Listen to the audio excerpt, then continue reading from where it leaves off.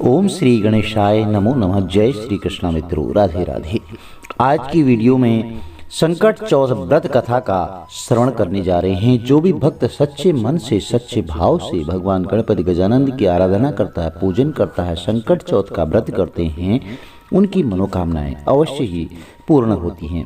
चलिए बोलिए गणपति गजानंद महाराज की जय, शंकर भगवान की जय, पार्वती मैया की जय। चलिए कथा आरंभ करते हैं।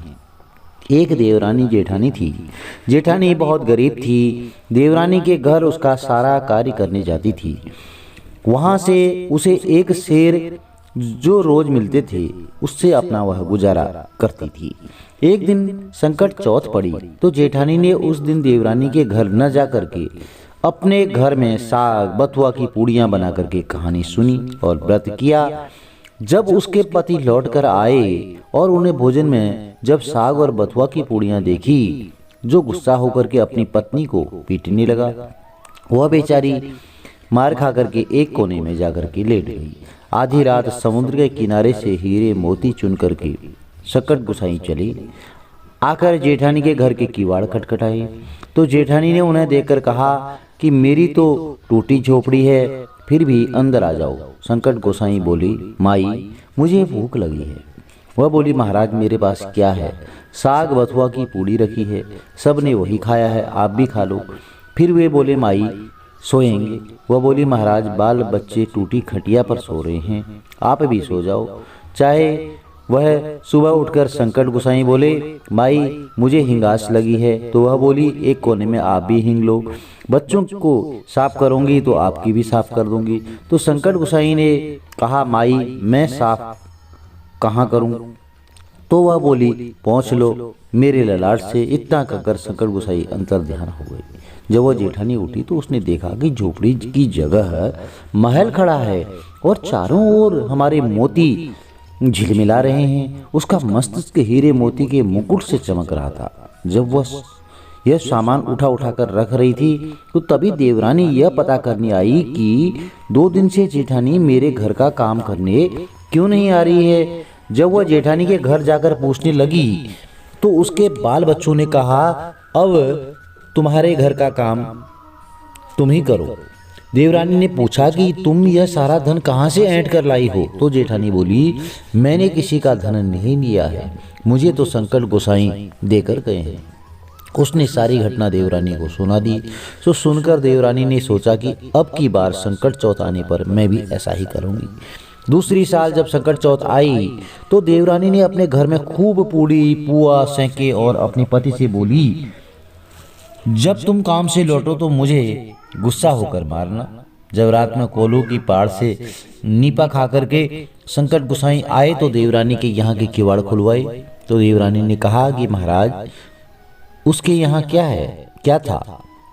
तो मेरी यहाँ बढ़िया किवाड़ हैं, तो अंदर चले जाओ। उन्होंने कहा, माई भूख लगी है। तो देवरानी ने कहा कि मेरे यहाँ भरी छबरिया पुआ पूड़ी रखे हैं, आप खूब खाओ। संकट गोसाई बोले, माई नींद लगी है। तो उसने कहा कि सूत के पलंग पर सो जाओ। सुबह उठने पर वह बोले, माई हिंगास लगी है। तो बोली, मेरे यहाँ से खूब बड़ा महल है, जहाँ जाओ चाहो हींग लो।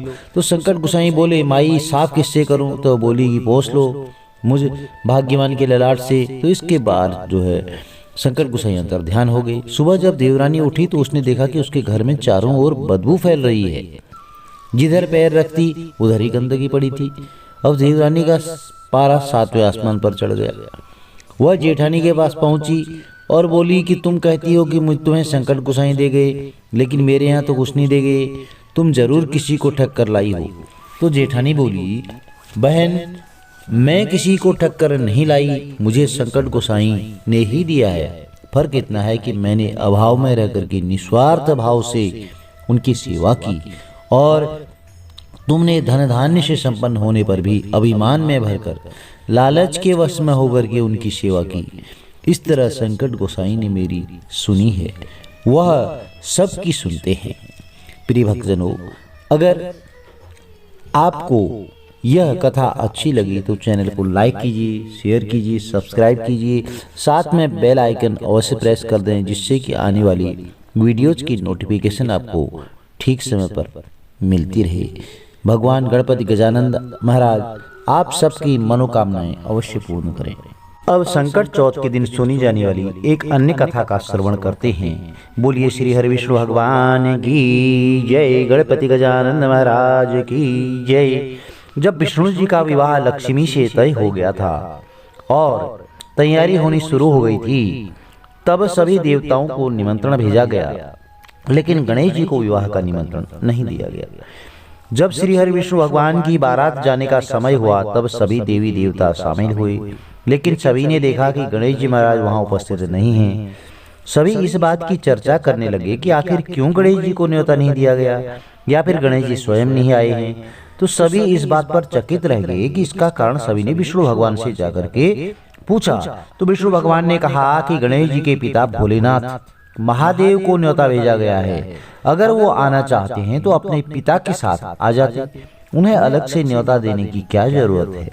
दूसरी बात यह है कि उनको 1.25 मन मूंग, 1.25 मन चावल, 1.25 मन घी, 1.25 मन लड्डू का भोजन चाहिए दिन भर में।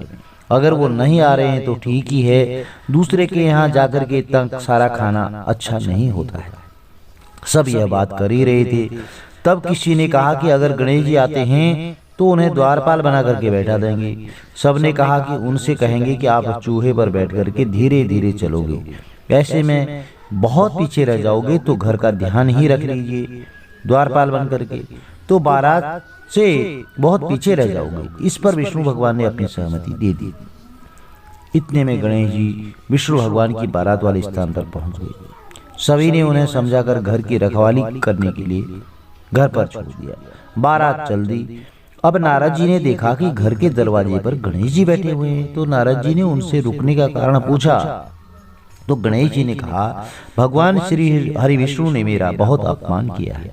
नारद जी ने कहा कि आप अपनी मूषक सेना को आगे भेज दें और इससे वो रास्ता खोद देंगे और उनके वाहन जमीन में धंस जाएंगे। इसके बाद वो आपको सम्मान पूर्वक बुलाने के लिए विवश हो जाएंगे। तो गणेश जी ने अपनी सेना को आगे भेज दिया और मूषक सेना ने पूरा रास्ता खोद दिया। जब बारात वहां से निकल रही थी तो बारात के रथों के जो पहिए थे वह धरती में धंस गई। उन्होंने लाख कोशिश कर ली, लेकिन पहिए नहीं निकल पाए। हर किसी ने अलग अलग उपाय सुझाए, लेकिन कोई हल नहीं निकला। तब नारद जी ने कहा कि उन्होंने गणेश जी का अपमान करके ठीक नहीं किया है। अगर उन्हें मना कर लाया जाए भगवान गणेश जी को, तो आपके कार्य सिद्ध हो सकते हैं। तो फिर शंकर भगवान ने अपने दूत नंदी को भेजा। तो नंदी गणेश जी को वहां लेकर आए। सभी ने गणेश जी की आदर सम्मान के साथ पूजा की। इसके बाद ही रथ के पहिए बाहर निकल पाए, लेकिन पहिए टूट चुके थे और ऐसे में उन्हें सुधारने का काम कौन करेगा, इस पर बहुत ही सवाल होने लगे। वहीं पास में एक खेत था, वहां काम कर रहे व्यक्ति ने मदद की और रथ का कार्य करने के पहले श्री गणेशाय नमः कहकर गणेश जी का वंदन किया। देखते ही देखते उसने रथ के पहियों को तुरंत ठीक कर दिया। फिर उस व्यक्ति ने कहा कि शुभ काम करने से पहले आपने गणेश जी को नहीं मनाया होगा, न ही उनकी पूजा की होगी, इसी के चलते आप पर यह संकट आया है। ऐसे में जब भगवान श्री गणेश जी की जय बोल करके बारात को लेकर के चले तो कोई संकट नहीं आएगा। गणेश जी का नाम लेकर के बारात आगे चल दी। फिर श्री हरि विष्णु भगवान का लक्ष्मी जी के साथ विवाह संपन्न हुआ और सभी सकुशल घर लौटे। तो प्रिय भक्तजनों, हमें सदा गणपति गजानन महाराज का स्मरण करना चाहिए। जब भी हम पूजा करते हैं तो हम गणेश जी महाराज का सबसे पहले पूजन करते हैं। और यदि आपको कथा अच्छी लगी तो चैनल को जरूर लाइक कीजिएगा, शेयर कीजिएगा, सब्सक्राइब, साथ में बेल आइकन अवश्य प्रेस कर दीजिए, जिससे आने वाली वीडियोज की नोटिफिकेशन आपको ठीक समय पर मिलती रहे। गणपति गजानन महाराज के आशीर्वाद कुटुंब में सदैव बना रहे, आपके घर में धन धान्य की सदैव बरकत बनी हो। जय श्री कृष्णा, राधे राधे। जय गणेश जी महाराज आपकी मनोकामनाएं पूर्ण करें, सारे मनोरथ सिद्ध हों। हर हर महादेव। जय माता दी।